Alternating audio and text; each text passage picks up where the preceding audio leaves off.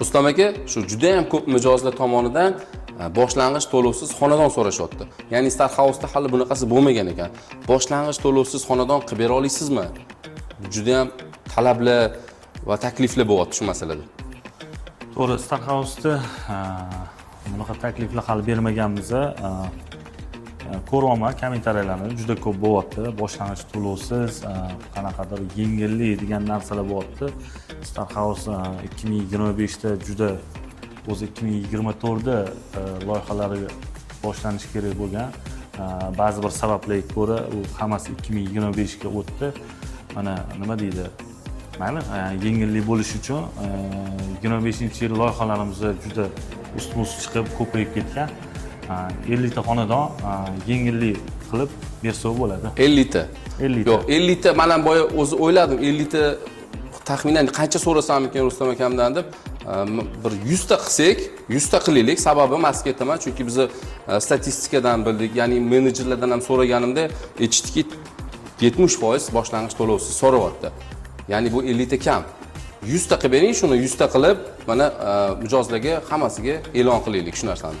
To'g'ri, o'zi boshlang'ich to'lovsiz qilish xato. Chunki sababi endi baribir boshlang'ich to'lov bilan olgan bo'lsa, u yaxshiroq bo'ladi. Qanaqadir mas'uliyat degan narsa bo'ladi odamlarda.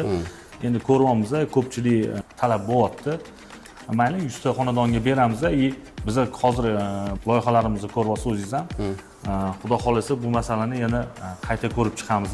Bu masalaga alohida yana hozir 100 tadan keyin yana boshqa loyihalarda qo'shimcha qilsa bo'ladi. Yana takliflar keyinchalik bo'ladi. Demak, 100 ta xonadonni biz qaysi muddatda, ya'ni necha kun bera olamiz? Faqat bir kun. Bir kun. Bir kun. Demak, bizda mijozlarimizga bir kun vaqt bor.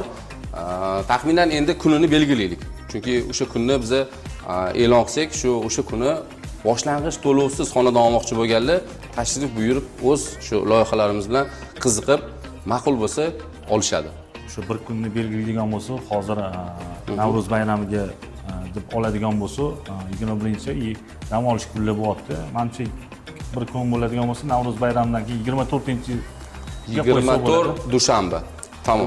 Dushanba kuni bir kuni 24-mart kuni boshlang'ich to'lovsiz Star House kompaniyasi shaxsan Rustam aka, asoschi, kompaniyaning asoschisi Rustam aka o'zlari mana va'da berdilar. 100 ta xonadon boshlang'ich to'lovsiz sotuvga qo'yiladi.